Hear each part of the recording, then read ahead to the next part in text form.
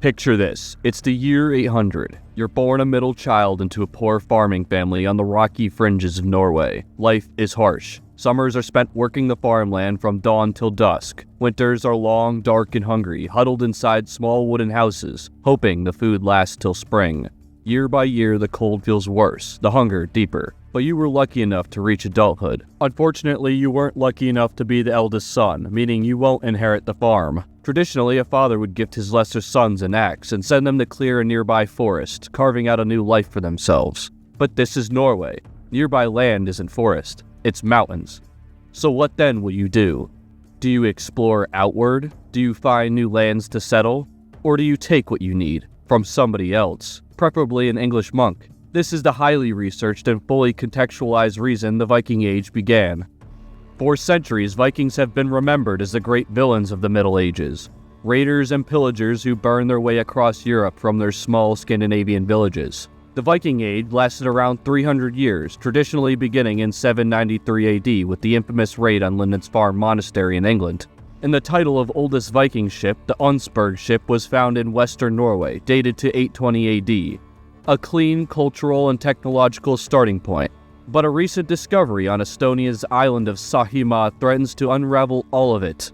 So welcome yourself in, scholars. You're watching The Prime Guide, and today we're diving into the mystery of the Salme ship burials. The discovery.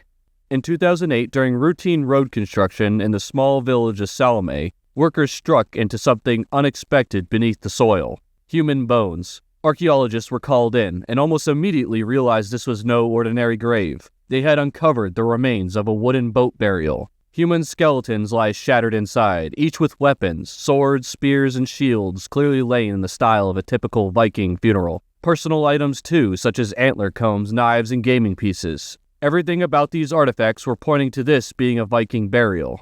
However, by themselves, none of these items were remarkable. What shocked researchers is where the ship was buried and why. An impossible location.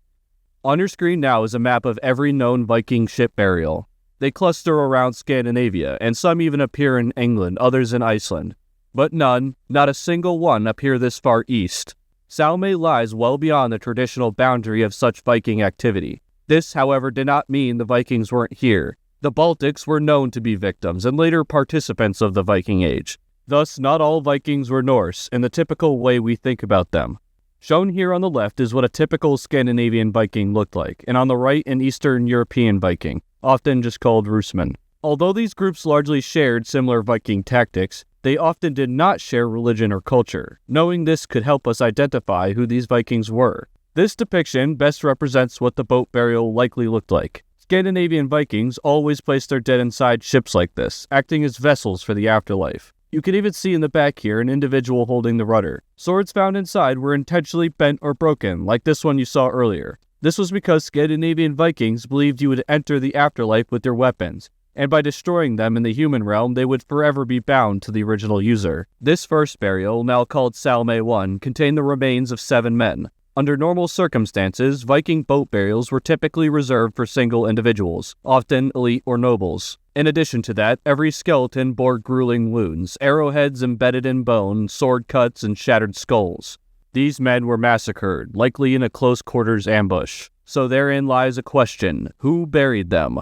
Their attackers wouldn't have. As for local Estonians, they had no reason to honor the men who likely raided their coasts. Thus, we would need to call on our dear friend science to help us answer these mounting questions. Where they come from. To find out where these Vikings originated from, researchers started by sampling the enamel of the skeleton's teeth. This is used in something called isotopic analysis. Teeth leave trace chemical signatures that can relate to food and water consumption during childhood. It's a neat little forensic tool. Hydrogen-2 isotopes reveal local water sources. Carbon-13 isotopes hint at a long-term diet. And the results were almost unanimous. Most of these men came from Middle Sweden. And then the radiocarbon dates came back. The Salme burial dated to around 750 AD. That's 50 years before Linden's Farm, decades before the Viking Age was supposed to begin. Salme 2. Just 50 meters away, a second burial emerged. However, this one was far larger, older, and more disturbing. Salme 2 was a fully developed and advanced warship, measuring in at 56 feet long. It was a clinker-built vessel, wherein iron rivets were hammered into overlapping thin horizontal planks, and all was reinforced with a keelson, capable of supporting a mast. This was certainly a sailing ship, unlike Salme 1, which was a rowing ship, and it would have been an extremely fast ship at that, as each of the planks were about 1.5 to 2 centimeters thin, making it very light. Some of those same timbers dated as far back as 650 AD, showing clear decades of repair. This vessel would have had a long, violent history. Inside lie the remains of 34 men, likely the exact number needed to crew it. They were stacked in 4 layers, overlapping like firewood. And again, every skeleton showed signs of brutal combat. But unlike Salme 1, there were signs of elite men on board. Nobles among the dead. Out of the 40 swords that were recovered, several featured gilded bronze hilts. One was set with dazzling garnets. One skeleton, known as Skeleton 14, had a gaming king piece placed in his mouth, a ritual reserved for the highest status individuals. Further DNA testing revealed something even more interesting about this crew. 4 of them were brothers, and a 5th, close relative, likely their uncle. Animals buried alongside them suggested there was a funeral feast, as well as hawks and falcons, symbols of high status for the time, were all sacrificed and laid as a part of the burial service. And then there were the insane number of gaming pieces, 326 of them, carved from whalebone and walrus tusk. Unusual kit for a lean, high-risk raiding party. And that's about where the discoveries ended. What we know for certain. Let's pause and review what Salme tells us, without speculation. Firstly, the Viking Age must have begun a lot earlier than we previously believed. The men found at Salme were all Vikings of Middle Sweden. They arrived with elite members and luxury goods. They were suddenly ambushed, and they were buried according to Swedish Viking customs. So what happened? Theory 1, a failed Viking raid. The simplest explanation is these Vikings were ambushed during a coastal attack. In this scenario, the numerous arrowheads could suggest a drawn-out ambush, followed by a decisive confrontation that resulted in the many close-quarter wounds. After the battle, the local Estonians must have either allowed the survivors to perform a ritual burial, or it was done hastily before fleeing. But it doesn't hold up. Why bring noble families? Why carry hundreds of gaming pieces and birds of prey? Why leave valuable iron rivets and decorated swords behind? Valuable loot such as this would set up a poor peasant for life. The fact that these graves weren't robbed immediately afterwards adds validity that this was not a normal ambush, as locals would have probably taken notice of the battle taking place on their doorstep.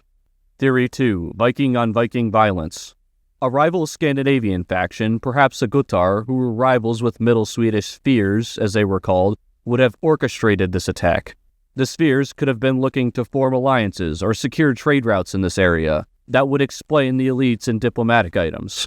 Guttar Vikings may have caught wind of them, ambushing them as they made shorefall. Out of respect for their fellow Vikings, they may have allowed for a few survivors to perform hasty funeral rites before departing. But there's a problem with this theory too. No Gotthard bodies were ever found. No evidence of retaliation. And in every known case, Viking rivals looted each other's graves. The Jonsberg ship I mentioned earlier is a perfect example. Shortly after the ritual burial, it was broken into and desecrated beyond simple grave robbing, as bones were smashed or moved, which may have been an act of symbolic warfare for the time. Salme was left untouched.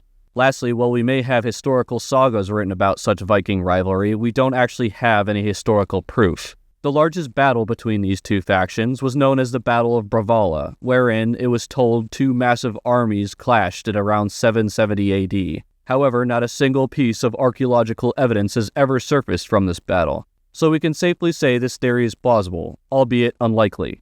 Now on to the last theory, which I believe is what likely took place. But first, if you've made it this far in the video, please consider that like button. It's free and it helps me stand out a bit more and reach viewers like you. Theory 3, a mission gone wrong. Now here's the theory that leaves the fewest gaps. Alright, this wasn't a raid, it was a diplomatic mission gone wrong. Picture it, an envoy of nobles, 60 men at their side. Luxury goods meant to impress a local Estonian chief. A powerful ship with smaller escorts. They weren't here to conquer, they were here to negotiate. But something went wrong. A broken agreement, a blood feud, one insult too many. An ambush followed. Many Vikings were caught off guard and killed instantly. Others regrouped. However, these weren't inexperienced men, their ship bearing clear evidence of decades of combat. Thus they mustered a counterattack and decisively defeated the enemy. The villages burned to leave no witness. but the cost was immense. Only a handful survived. Unable to crew all their ships and their leader dead, they dragged Salme 1 and 2 ashore, buried their fallen according to tradition, and sailed home, leaving behind a mystery buried for 1,000 years. So what do you think happened at Salme? Let me know in the comments. And with that, thank you for watching.